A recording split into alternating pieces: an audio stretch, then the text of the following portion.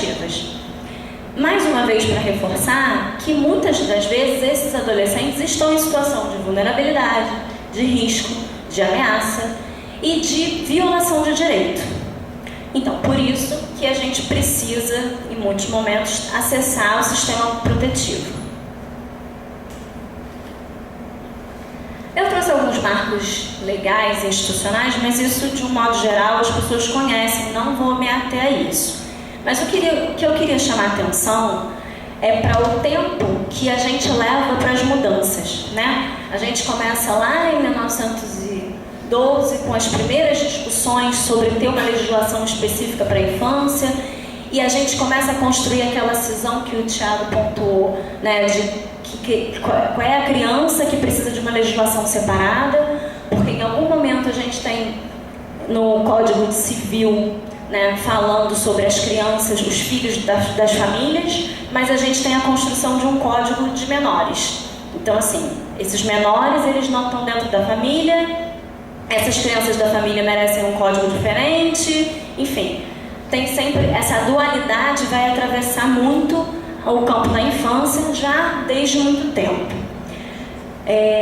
Pode passar. E aí em 27 o Código de Menores, que é reformulado em 79, mas com poucas mudanças. E aí o sistema também, né, que vai evoluindo, SANFO, FUNABEM, FEBEM, enfim.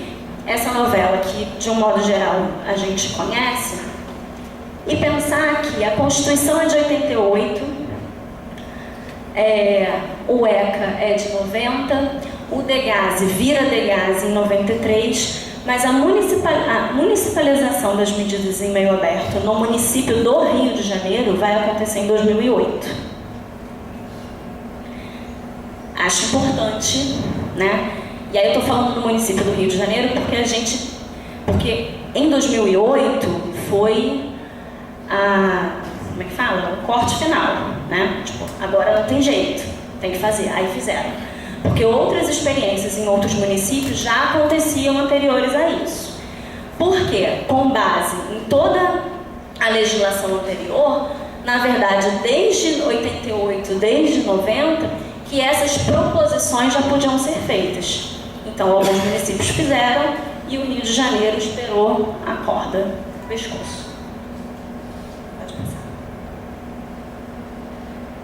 E aí, bom, para a gente falar, né, desse processo todo do sistema socioeducativo e, na verdade, da própria medida socioeducativa, quando a gente pensa na ideia de ressocializar, né, que é o termo mais utilizado, embora eu não goste, porque ninguém fica completamente à parte da sociedade, né, isso, por mais que a gente tente, isso não é efetivo. Mas, enfim, quando a gente pensa nesse processo de reintegrar alguém a um grupo, a gente não pode falar desse processo só a partir dessa pessoa que está sendo reintegrada, né? O grupo também precisa abraçar e receber esse adolescente ou esse ex-presidiário, se a gente for falar dos adultos, né? Então, assim, a gente precisa mais uma vez falar da questão da garantia das políticas públicas, do acesso aos direitos, do acesso a tudo aquilo que, na verdade, todo cidadão tem direito, e que ele já tinha direito antes, mas que muitas vezes ele não teve. Né? Quando a gente trabalha no socioeducativo, a gente vai ver que em muitos momentos o adolescente só vai ter acesso a direitos quando ele entra no socioeducativo, quando ele infringe a lei. E aí a gente vai conseguir acesso à certidão de nascimento, aí a gente vai conseguir fazer o resto da documentação do adolescente, aí você vai conseguir achar uma família que não estava, enfim, que não conseguia achar, você vai conseguir resgatar algum processo. Às vezes você vai pegar um adolescente que já passou por diversos outros equipamentos e intervenções, e que quando chega ao socioeducativo é que a gente consegue minimamente voltar e fazer alguma costura nisso. Não estou dizendo que a gente resolve tudo, não resolve. Mas assim, talvez se a gente tivesse todo esse sistema anterior funcionando, esse menino não precisava chegar no socioeducativo. Esse é o ideal, né? E aí, né, pensando que o objetivo é o de reintegrar, que é o de devolver esse adolescente, né, para a sociedade, e de responsabilizar esse adolescente por aquilo que ele fez, né, a questão da reprovação da conduta inadequada. E aí pensando, né, voltando na questão legal, que desde lá da Constituição que se fala na descentralização, que se fala que a política ela precisa ser feita no município para atender a realidade de cada município, para poder ouvir as demandas locais, para que aquilo possa ser construído de forma mais democrática e participativa possível. Então, desde 88 não, desculpa. O artigo 88 do ECA sinaliza a questão do atendimento à infância ser municipal, né, ser municipalizado sempre que possível. E aí, eu queria fazer um pouco uma provocação. Esse negócio não está muito bom, essa luz, né? Mas esse desenho é o clássico desenho que a gente tem do sistema de garantia de direitos, né? Que propõe ali o sistema socioeducativo no meio, e aí tem aquelas bolinhas que não está claro, mas enfim, sistema de justiça e segurança, o sistema único de assistência social, o único de saúde e o sistema educacional, que de um modo geral são colocados nessa proporção, né? Quando a gente fala de socioeducativo, ele está no meio porque ele está em evidência, e os outros esbarram na mesma proporção. E aí eu queria propor a gente pensar uma outra proporção desse desenho. Não sou boa de gráfico, é só para a gente provocar uma outra imagem, né? Que a gente conseguisse entender o Sistema Único de Assistência Social muito mais próximo do socioeducativo do que a gente está. Eles precisam ter uma continuidade, eles precisam estar interligados. Porque o adolescente que foi para a liberdade assistida e descumpriu, em algum momento ele pode dar entrada de novo e ele vai parar numa provisória, ele vai parar numa internação. E o adolescente que está na internação, ele em algum momento vai parar no CREAS de novo. Então esse caminho, ele é praticamente dado. E como é que a gente faz para potencializar essa comunicação? Para que esse acompanhamento possa ser continuado. E aí eu fui pegando algumas referências do SUAS, né? Sobre acompanhamento, sobre, enfim, as diretrizes que a gente tem da política, para a gente pensar nessa possibilidade de articulação.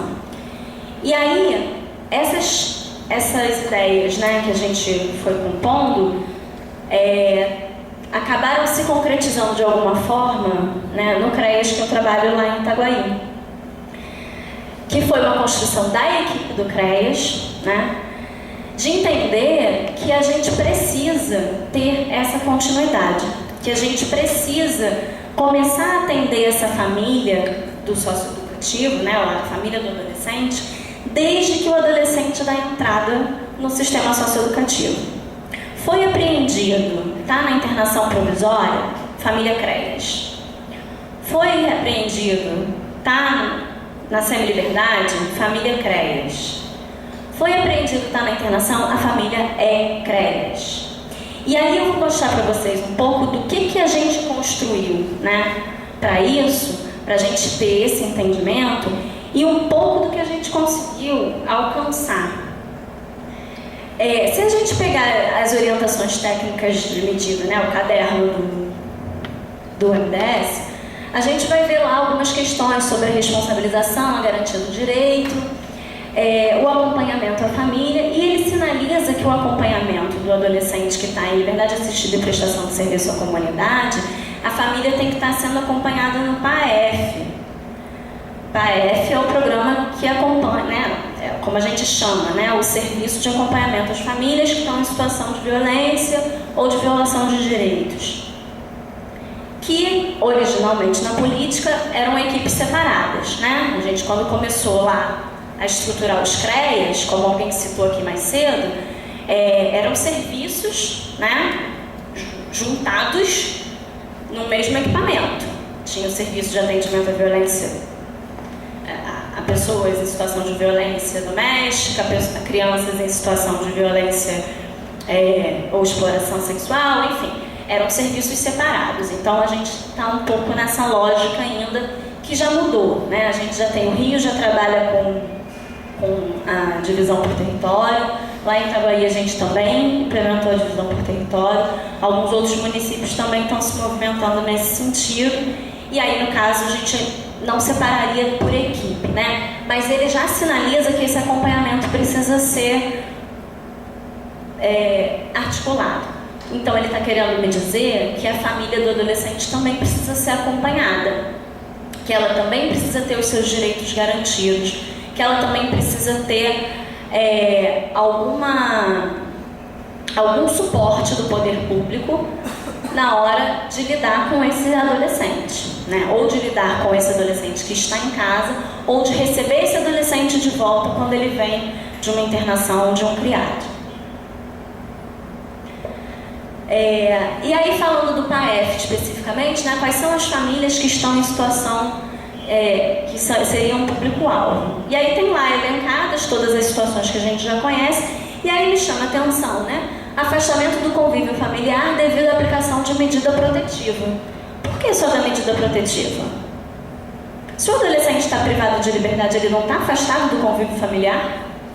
Isso não é uma violação de direitos? Então, essa família é CREAS. Também se fala, né, da situação do trabalho infantil.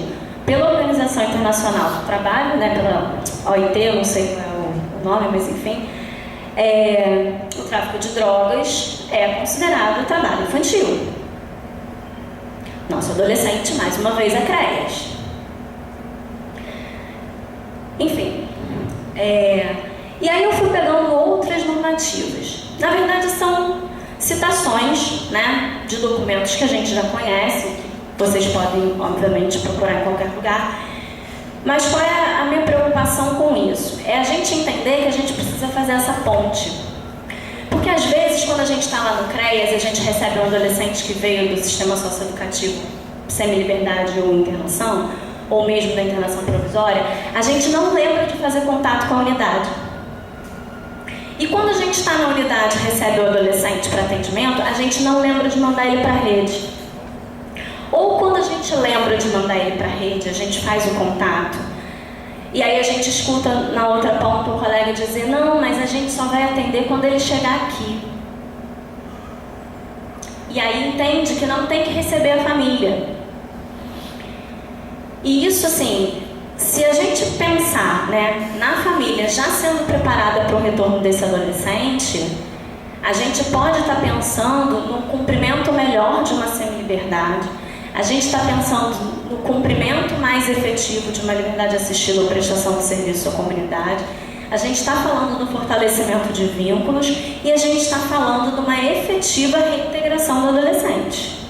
Ou pelo menos é a aposta que a gente tem, né, quando a gente pensa nesse fluxo. E aí eu fiz uma comparação, assim, só para dar uma provocada mesmo, né? Como o documento cita lá o afastamento pela medida de proteção, eu fiz uma comparação entre a medida protetiva e a medida socioeducativa. As duas são excepcionais e breves, por conta do afastamento familiar. As duas tentam garantir direitos, especialmente a convivência familiar e comunitária. As duas têm acompanhamento familiar, as duas têm o objetivo de reintegrar o adolescente, de devolver o adolescente para a família e para a comunidade. Então, se quando a gente está no CREAS, a gente acompanha as famílias que as crianças estão acolhidas, porque as crianças vão voltar para essas famílias, por que a gente não acompanha as famílias dos adolescentes que estão internados e que em algum momento vão voltar para a família? Por que a gente está fazendo essa diferenciação? Por que a gente volta lá e estabelece que tem um tipo de criança que é protegida e um tipo de criança que não precisa de proteção? E aí a gente reproduz isso sem nem se dar conta que está reproduzindo. Essa dissociação entre criança e adolescente e menor, né? A gente volta com esse fantasma. Eu coloquei uma observação aqui para falar da semi-liberdade, porque a semi-liberdade é um pouco peculiar, né? Porque o adolescente não está completamente privado da liberdade, porque ele volta para casa no final de semana. Então, e porque mesmo durante a semana, mesmo dormindo na unidade, ele tem a liberdade, né, de sair em função de alguma atividade, em função de algum compromisso e tal.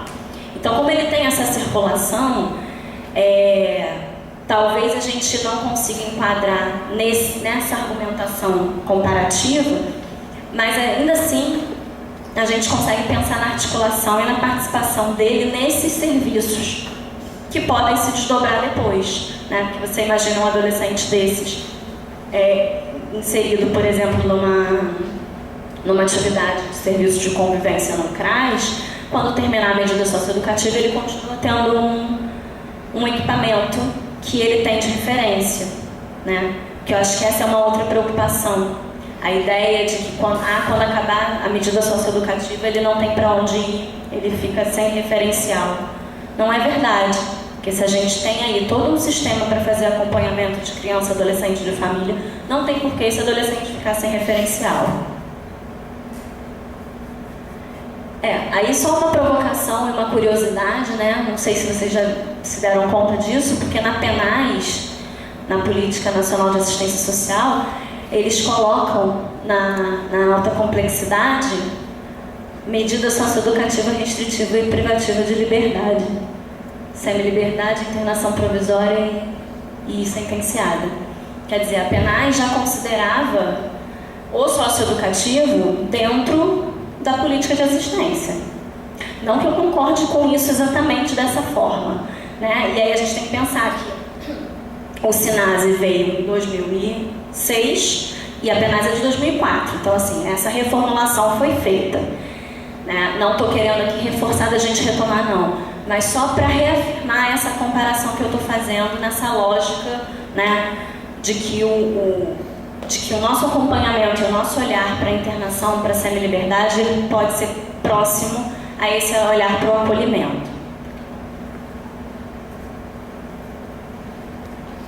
Isso aí, mais umas citações. Pode.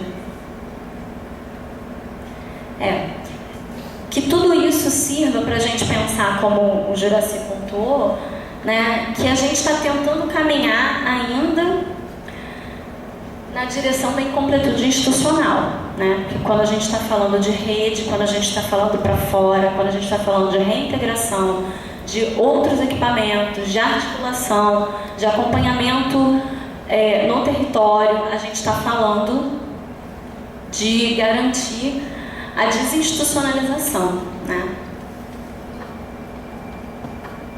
Acho que deu. Obrigada.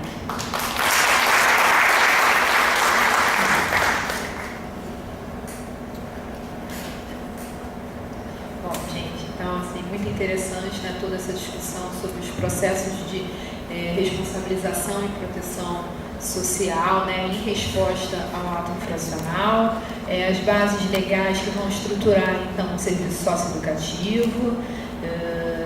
Muito importante, né, ratificar o que a Thaís fala no início da narrativa dela, quando ela fala que não há impunidade, né, contrapor aí uma ideia que ela é massivamente divulgada de uma maneira equivocada, o adolescente não fica impune, né? Ele é responsabilizado via medidas socioeducativas, que foi, né, sobre o que a gente falou, né? Então, a gente, né, tudo isso, né, levando em consideração, e claro, né, a proteção social, responsabilização, bases legais que vão estruturar o sistema socioeducativo e os processos, as representações socioculturais da adolescência, né? Tudo isso entrou em discussão aqui, né, quando o Thiago fala das multiplicidades identificatórias, né, o Juraci fala das marcas, né, qual é a figura do bandido, né, que a gente tem em mente, as marcas corporais, né, o nosso corpo traz marcas de pertencimento social, né, dos nossos grupos, das nossas famílias, das nossas comunidades. E aí, né, toda essa discussão baseada na doutrina, no paradigma da proteção integral, né, que é uma conquista recente, né, o adolescente, a criança, ela só é reconhecida em sua cidadania como portador de direito, né, nesse processo de redemocratização que é recente, que ele é afirmado, né, pela Constituição de 88, e aí vai resultar então, né, nessa doutrina da proteção integral pelo ECA, contrapondo então, né, o paradigma da situação irregular, né, onde ser pobre já era estar, né, de maneira muito resumida, né, ser pobre já era estar, né, em uma situação irregular, né. Assistência, então, ela é historicamente responsável então pelo acompanhamento, né, do adolescente que comete algum ato infracional, né, comete alguma atividade ilícita, né. Só que agora a gente vive um momento diferente, né, assistência social, né, se estabelecendo como política pública, né, e a gente novamente tem que citar o marco legal da Constituição de 88, né, a Lei Orgânica de Assistência Social de 93, então, né, quando a assistência social vai se estabelecendo como política pública. A gente tem em 2004, né, com a publicação da PNAS, né, os eixos estruturantes, né, junto com a NOB, que é posteriormente divulgada em 2005, a NOB, né? Não sei, é a NOB. 2005, PNAS 2004, NOB 2005, né, que a gente vê então a definição dos eixos estruturantes, então, para esse modelo, esse novo modelo assistencial, né, de acompanhamento à medida socioeducativa. Achei interessante, né, a fala de todos os três, com certeza vocês também acharam muito rica, né? Todos, né, falamos aqui, né, sobre os desafios, né, da prática profissional.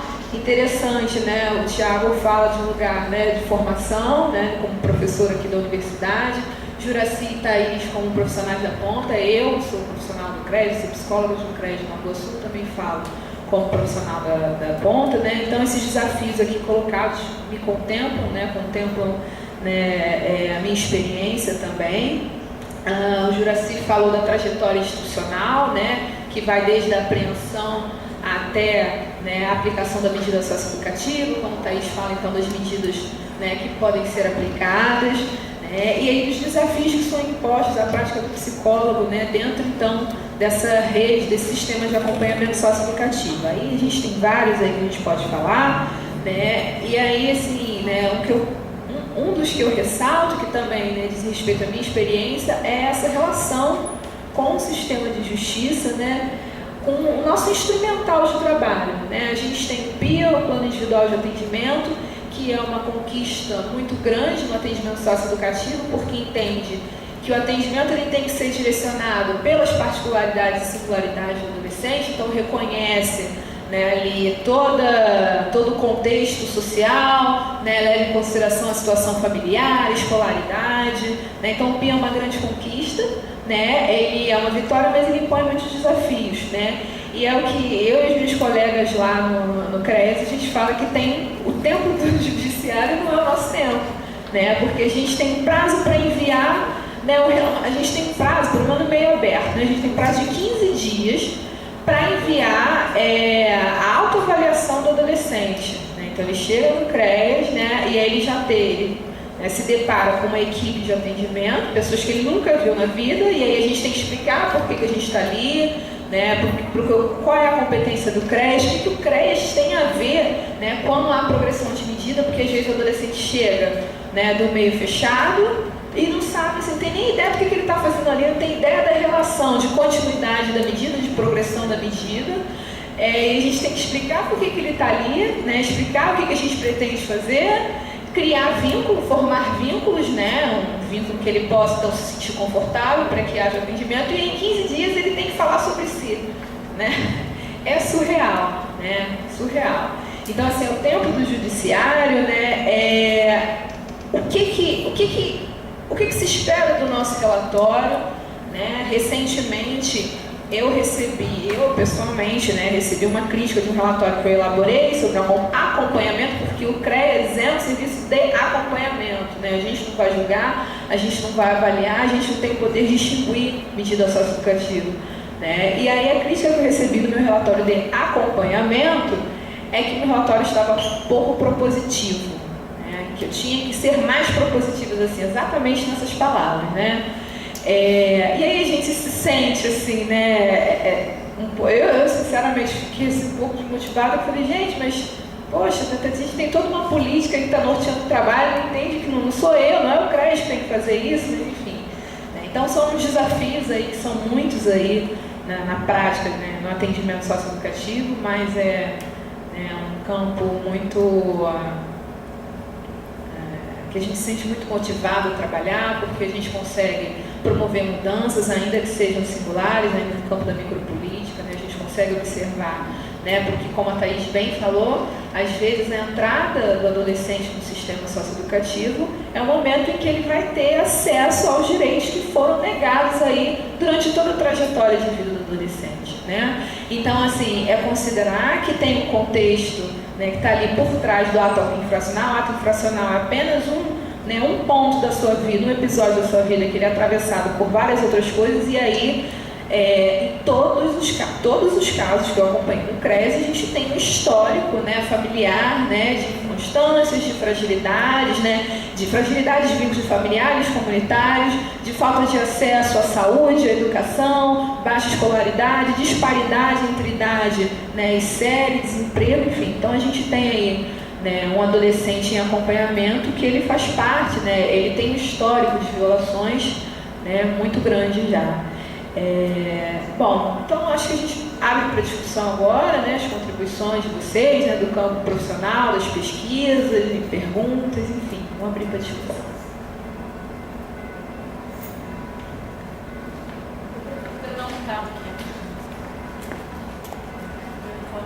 As pessoas vencem a timidez, né, e o cansaço. A gente pediu para a inscrição 2 quilos de alimentos não perecíveis, né? E aí eu queria dar um retorno para vocês. A gente conseguiu 179 quilos de alimentos para distribuir para os trabalhadores aqui da UERJ que ainda estão sem o salário, né? O sindicato já veio aqui recolher para poder depois distribuir para os trabalhadores. Agora o comentário que eu quero fazer sobre a mesa, né? Até mais ou menos um mês atrás eu estava trabalhando no CREAS, né? E estava com o PAEF.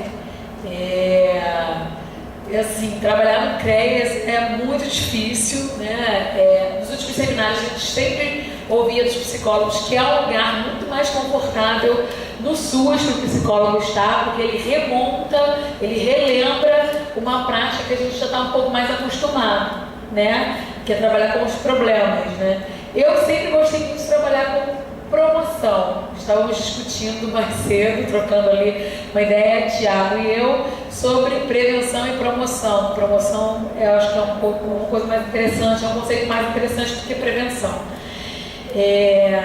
Eu confesso que eu sofri muito trabalhando no CREAS, assim, foi muito difícil, né? Enquanto os psicólogos geralmente sofrem mais ao trabalhar no CREAS, eu sofri mais ao trabalhar no CREAS. Porque violência e violação é um troço assim, difícil pra né?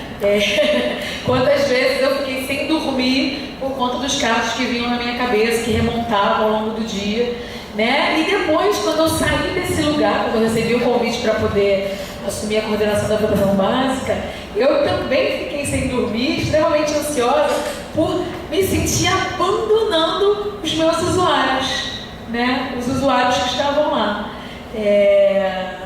E aí eu fiquei pensando no que a Thaís estava trazendo, no que o Thiago estava trazendo, no que o Janice trouxe, também nessa dificuldade de comunicação, né? Porque é meu, é seu, pertence a esse grupo, não pertence a esse grupo, né? Quem é que vai acompanhar? É o DEGAS, é o CREAS, é o CRAS, né? Eu acho que é de todo mundo, né? Eu ia falar, quase que eu falei problema, mas não é problema, né? A questão, ela é de todos, né? Ela é do DEGAS, ela é do CREAS, ela é do CREAS, né? Ela é da saúde, ela é da educação, ela é da segurança pública, né? E aí eu acho que a gente tem que, nesse sentido, a gente tem que aprender a dialogar. E aí, remontando a fala do Zé, na última mesa, né? A gente tem que ter muito cuidado de não ser intolerante com o intolerante, né? E parar de dicotomizar as coisas, né? Outra coisa que eu queria pontuar é a evolução do debate ao longo desses 3 seminários. Tem 3 anos que o Conselho Regional de Psicologia tem feito seminários sobre psicologia na assistência social, né? os primeiros seminários, a gente estava num momento onde a gente estava colocando as nossas lamentações em relação ao vínculo de trabalho, em relação ao que é esse lugar, né? Esse lugar de atuação. Esse seminário a gente vem com proposta, a gente vem com outras discussões, com outros aprendizados e com outras contribuições, né?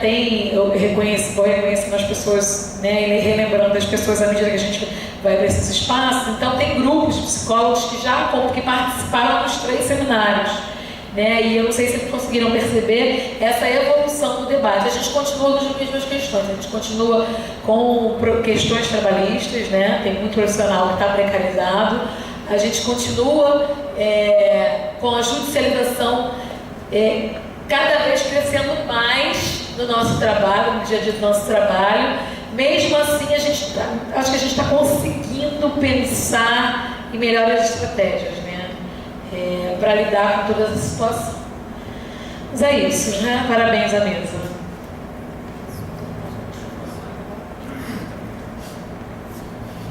Olá, de novo. Queria fazer algumas pontuações. Tem essa questão, né, quando você compara a internação com o acolhimento institucional, eu já pensava o acolhimento institucional como internação. Então, assim, só que o sentido desse pensamento faz toda a diferença. Porque, na verdade, os dois não deveriam ser instituições totais, né? Então, o sentido desse acompanhamento faz toda a diferença. Porque se você quer reintegrar a família, e uma das queixas da família era que a adolescente ficava a semana inteira fora de casa, aí ela acolhia institucionalmente, em muitas instituições, não é permitida a visita da família durante a semana, então ela continua dentro do mesmo procedimento, só que de uma forma instituída, né? Agora pode, porque agora é o Estado que está promovendo isso. Então não sei qual a proporção dos outros acolhimentos são assim, mas eu conheço muitos abrigos que são assim. Agora, voltando mais para a questão, né, do debate. A proposta é sempre muito boa e a gente precisa pensar que estrutura a gente tem para poder fazer com que essa política boa seja de fato efetivada, né? E aí, uma das questões que eu acho que mais atrapalha, né, a efetivação dessas políticas que tem uma ideia interessante é justamente a falta de unidade do trabalho ideológico ou de concepção de valores entre os próprios profissionais, né, que passa por essa questão histórica de cada um ter uma concepção diferente. Então, às vezes você está ali lutando pela não violência, ele é violentado por um profissional, né, e por causa da morosidade da justiça você não tem tempo de provar para aquele adolescente que aquele sistema funciona, porque ele está sendo injustiçado, às vezes, por um problema que ele também pode causar, né, do tipo, ele roubou lá fora, ele está sofrendo alguma restrição de liberdade, aí dentro da própria instituição ele também pode estar sendo roubado, né, enfim. Essa dificuldade de provar que a gente quer que eles se responsabilizem, mas que nós temos, por exemplo, né, profissionais responsáveis, né? Isso é muito difícil, fazer esse trabalho de unidade ideológica, né, tudo mais. Ainda que não seja uniforme. Aí eu retorno uma questão que eu tinha apontado antes, né, sobre essa questão. Como a política se pauta de uma forma ideal no trabalho com a família e quando não tem família, como que a gente faz? Né? E aí a Thaís apontou um pouquinho, não, mas o serviço continua como uma referência afetiva. É sim uma referência afetiva. Podem ter amigos como uma referência afetiva. Só que na nossa sociedade, como ela está estruturada, a relação de família acaba sendo superior aos outros laços que a gente é incentivado a criar nessa nossa sociedade. Né? Eu pretendo falar disso no meu trabalho também. Os outros laços, eles não trariam tanta responsabilidade com o outro, vamos colocar assim. Que nem o pai e a mãe são responsáveis pelo filho, né? E, por exemplo, sempre que esse filho tem que se tornar responsável pelo pai e pela mãe, a gente sente como se fosse uma inversão, por causa de como a nossa cultura nos faz pensar. Então, assim, quando ele sai dessa internação, o serviço não seria uma referência para mim suficiente, né, afetiva. E aí a gente precisa pensar, então, especificamente, o caso desses adolescentes que ficaram sem referência familiar, né, até para promover uma outra cultura, que os outros laços, então, sejam mais importantes, tanto quanto, né, talvez, a família. Né? Eu não consigo falar isso de uma forma que pareça séria, mas é super sério para mim. E essa questão da clínica, né, eu não consigo conceber esse trabalho no CRAS, clínica, esse trabalho de vocês como clínica, o trabalho na instituição de acolhimento como clínica. Né? Eu acho que tem algumas prerrogativas que me fazem pensar isso. Por exemplo, primeiro começa que a demanda não é do adolescente por aquele atendimento. Então, por mais que você faça um vínculo, por mais que ele, assim, tem adolescentes que nunca se abrem, que nunca falam nada que você até conseguisse classificar como clínico, né? Então, aí com uns vai ser clínico, com outros não vai ser, aí eu acho que a gente toca na prerrogativa do trabalho, né? Como que a gente se coloca no trabalho. E uma marca que a psicologia tem, que é um ponto que se torna frágil pra gente, se a gente só se entende como real psicólogo se for clínico, se o nosso trabalho em algum momento for clínico. Então, acho que isso fragiliza a gente. Então, quando a gente tem que fazer um laudo para a justiça, quando me obrigam a colocar no laudo se a criança vai ficar acolhida ou não, a demanda não ser dela, e ela sequer, às vezes, gostar de mim. Então, como é que esse trabalho pode ser clínico? Eu realmente gostaria muito de ouvir todo mundo falando sobre isso. Para a gente tentar parar com essa cultura. E isso, assim, eu acho que faltam legislações específicas para poder nortear toda a documentação do SUS, né? A gente tem a 007, que eu acho que ela não toca na produção de documentos voltado para o SUS, e isso é uma coisa que a gente precisa pensar também. E aí eu consigo pensar isso dentro do acolhimento, do CRAS, do CRES. Eu não sei qual seria, né? Eu imagino que haja convergências, né, nesse pensamento com vocês. E é isso.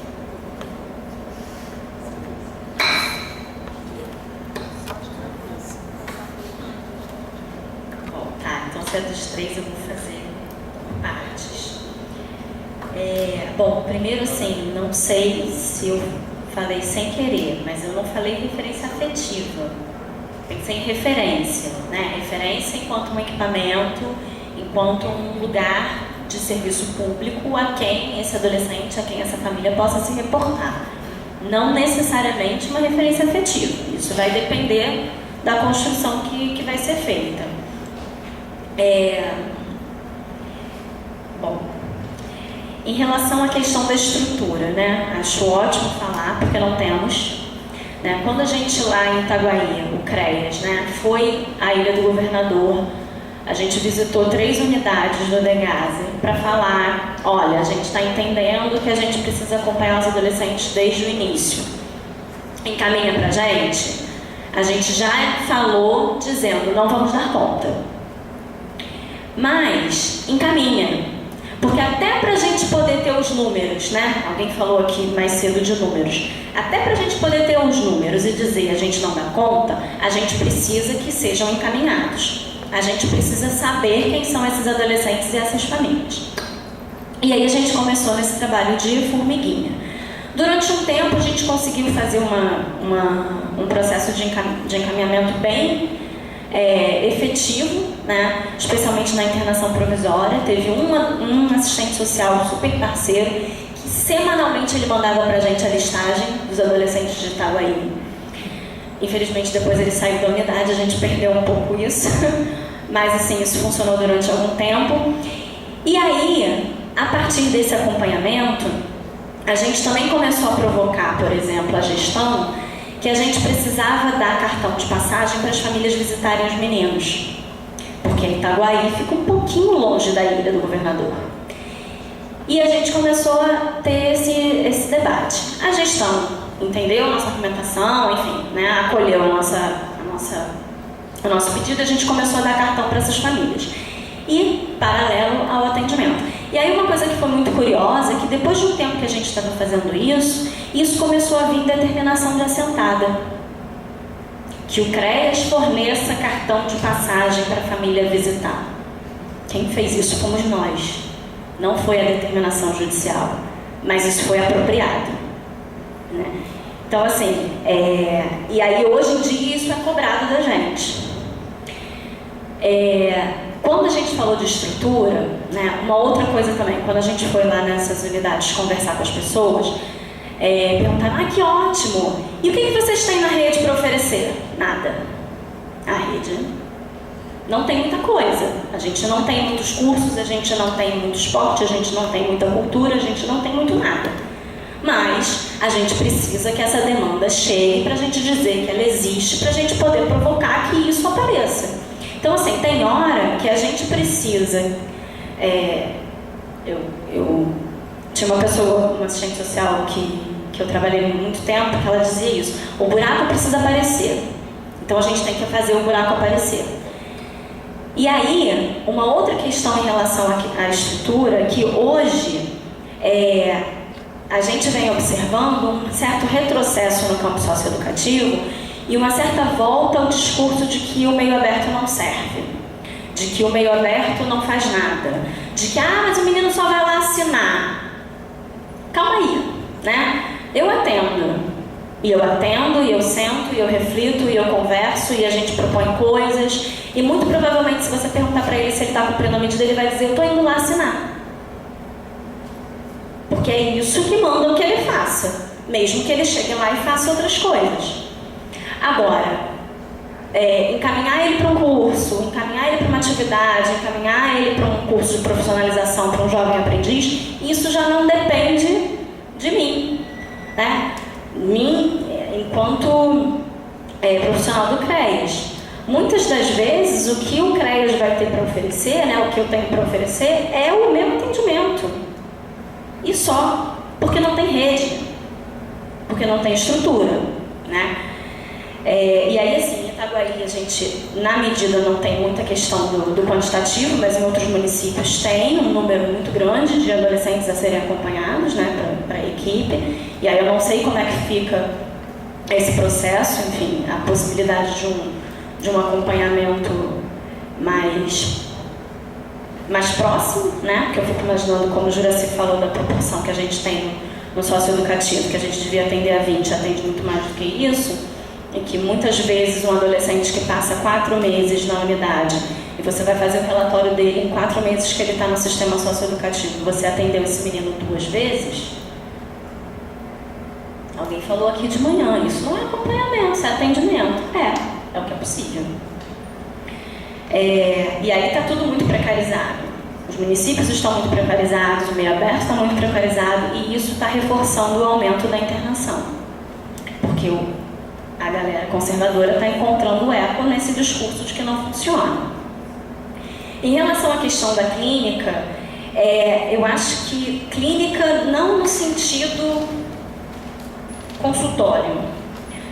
Eu acho que sempre clínica no sentido escuta, né? Assim, a escuta que a gente tem é diferente de outras escutas, né? Acho que isso que a gente pode dizer que talvez seja um diferencial entre a nossa escuta e a escuta do pedagogo e a escuta do assistente social. Porque efetivamente todo mundo vai estar de frente para o mesmo adolescente, né?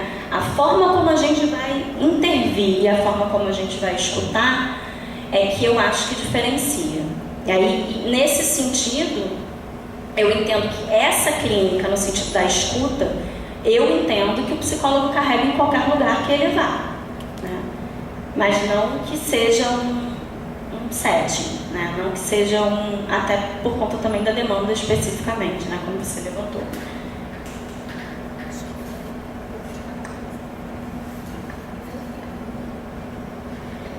Bem, queria também fazer algumas pontuações, o que é bom porque quando a Beatriz mostrou lá os 15 minutos foi avassalador, eu tive que fazer um corte, né? Que não é culpa absolutamente dela. Uma coisa que eu queria ter falado que eu não falei foi sobre uma sociologia da punição, né? Eu acho que vai tocar um pouco o que a gente está colocando sobre essa certa preocupação, distinção que algumas pessoas fazem o que é de um, o que é do outro, como, por outro lado, deveria ser pensado que a questão é de todos, né? Quando a gente vai discutir a sociologia da punição, é um conceito que um autor chamado David Gardner, ele é britânico, ele está estudando a sociologia da punição na Europa, né? Que é diferente daqui. Mas daí a gente começa a observar como que a punição ela vai se institucionalizando. E uma vez que ela se institucionaliza, ela é transmitida e mantida de geração em geração, né, se naturalizando como uma prática de resposta para responder às questões sociais. Então, na Europa, a gente tem aquela discussão de que, primeiramente, teve principalmente depois da Segunda Guerra Mundial, um crescimento de um estado de bem-estar social, que depois passa a ser substituído ou perder terreno para o estado punitivo. enquanto o estado de bem-estar social faz um tipo de leitura. Olha, você está tendo algum tipo de incidência criminal, está ocorrendo crimes na sociedade, toda a sociedade é partícipe dessa ocorrência. Ela tem participação nisso, então ela tem que se envolver para resolver isso. Enquanto o sistema punitivo, ele vai individualizar a questão. É aquilo que a gente estava falando. Só que aqui no Brasil, a gente nunca teve um estado de bem-estar social. A gente teve um esboço disso nos 2 primeiros governos petistas, no governo federal, mas a gente nunca teve um estado de bem-estar social. E aí que entra o nosso tipo de avaliação em relação à modificação que teve o Código do Menor, tanto de 27 para 79, principalmente para o Estatuto da Criança e Adolescente de 1990 e pegando a Constituição de 88, que não adianta a gente ter, não é que não adianta, mas enfim, infelizmente é isso que a gente observa, a gente tem uma Constituição e Estatuto avançado em termos de garantia de direitos, enquanto a gente não tem nenhuma correspondência prática no comportamento, na maneira com a qual a gente coloca em pauta as questões. A gente no Brasil sempre, assim como na América do Sul, América Latina, historicamente, até pela função de ter sido colônia, de ser escravocrata, de ter uma ideia de que essas pessoas não estão bem é que elas não foram capazes de se adaptar. O problema não é do meio, o problema não é da história, não é do Estado, mas sim da capacidade individual da pessoa. E esse tipo de individualização que faz operar uma certa lógica que evita que o ECA seja realmente implementado. Então, o que muita gente que defende a não redução da maioridade penal fala, olha, a questão que a gente tem que discutir é o que a gente precisa fazer para o ECA realmente ser implementado, porque até hoje ele não foi. Então não adianta falar que o ECA não funciona, porque ele nunca foi realmente implementado, e essa é a discussão. E não foi porque a gente tem uma lógica que é de individualizar. E a gente individualiza porque a gente vive uma esfera social que rivaliza. Quanto mais a gente rivaliza com os outros grupos, esse daquele grupo, esse grupo pensa de um jeito, ele é extremo. Esse grupo pensa de outro jeito, ele é muito liberal, por isso que as pessoas estão... Quanto mais é assim dividido, mais rivalidade, mais a projeção fica mais fácil da culpa é do outro. E quanto mais a culpa é do outro, mais individualizante, mais psicologizante é. E por isso que a gente, inclusive na nossa atuação, se a gente vê então a ECA, a Constituição, o SUS, o SUAS, a gente vai ver intersetorialidade, a gente vai ver participação social, tudo, fortalecimento de vínculos, tudo isso seria base da resposta que a gente daria para a maioria das questões. Só que isso não acontece, justamente em função dessa individualização, que passa inclusive pela nossa prática profissional, não é só dos outros que a gente também está falando, é da gente. Um colega falou mais cedo sobre a interdisciplinaridade, a transdisciplinaridade, a gente tem muita dificuldade com isso. Então no SUS a gente tem reunião de equipe, a gente tem no SUAS também, a gente tem um controle social que poderia ajudar nisso, só que a gente não vê isso com uma frequência e com uma abertura necessária para a gente ter esse campo de sensibilidade que um consiga falar com o outro. Por exemplo, na formação do seminário, né? Foi super importante essa preocupação na composição da mesa, não só pelo lugar de fala, enfim, não só pelo lugar de fala em termos de produção do conhecimento, mas também de outros atravessamentos, né, como etnia, classe e tudo mais. A gente poderia fazer um próximo seminário que também garantisse participação de usuários na mesa, de familiares, enfim, de pessoas que estão envolvidas diretamente com a assistência social. Bem, quem não está, mas enfim, a gente trazer mais essa participação também na composição, né? Que ajudar a gente a pensar não uma uniformidade do trabalho, mas porque a unidade vai ser difícil, mas a gente ter esse campo de diálogo realmente que envolva trabalhadores e usuários. Em relação a, vou pegar um último para questionar na família clínica, a 007/2003, ela está sendo reformulada, né? Então, assim, o sistema conselho está envolvido com isso, ele entende que está defasado, então novidades virão em breve. Agora, só para falar em relação à família clínica, é que eu acho que a gente tem que pensar que conceito de família e conceito de clínica que a gente está falando. Por exemplo, na antropologia, que foi comentada hoje aqui, tem uma discussão se a cultura é um conceito reacionário ou se ela contém um conceito que potencializa a discussão. Então, tem autores de antropologia que escreveram Writing Against Culture. Então, assim, vamos escrever contra a cultura. Porque se a gente começa a pensar os estudos culturais, eles acabam fechando uma certa representação sobre um povo. É como se a gente fosse falar sobre os cariocas. Ah, os cariocas são assim, são malandros, são isso, são aquilo. Mas aqueles cariocas que não se reconhecem nisso. Então começa a se pensar que certo conceito de cultura, só dando esse exemplo, cultura carioca, seria muito fechado. Ele tornaria uma representação estática de um povo. Então tem antropólogos que tentam ir contra o conceito. Em compensação, tem outros antropólogos que tentam potencializar o conceito. Olha, se a gente vai falar de cultura, é sempre uma cultura processual. Então, quando a gente está falando de família, por exemplo, de que família a gente está falando?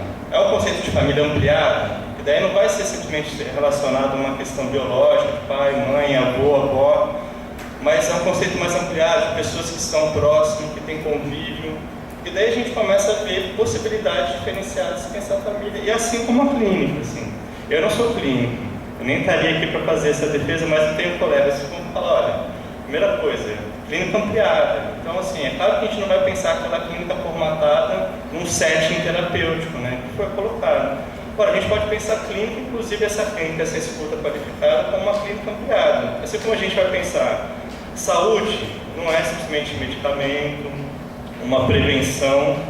Ela para a gente discutir saúde, para discutir ciência social, a gente tem que discutir justiça, segurança pública, enfim, as articulações, a intersetorialidade. Para se discutir clínica, numa clínica ampliada, a gente vai discutir a clínica, sim, se nutrindo de outros campos de referência dentro da psicologia. Então, é pensar mais no que clínica que a gente está falando, para a gente ver se ela realmente é potente ou não é potente para pensar a atuação do psicólogo no SUS. Então, queria recomeçar, né, pensando aqui que está retornando, né, e isso não para, a questão da redução da maioridade penal. Se não me engano, acho que são mais de 60 projetos de lei, se eu não estou enganado, desde quando o ECA foi criado. Então a gente tem mais um aí na pauta, e todas as defesas foram feitas aqui. Eu acho importante a gente lembrar o seguinte, que o adolescente ele pode ficar no sistema até 9 anos, no sistema socioeducativo. E aí o sistema socioeducativo passa por aquelas medidas. Então vou dar um exemplo rápido aqui. Um adolescente cometeu um ato infracional com 12 anos. 12 anos é adolescente.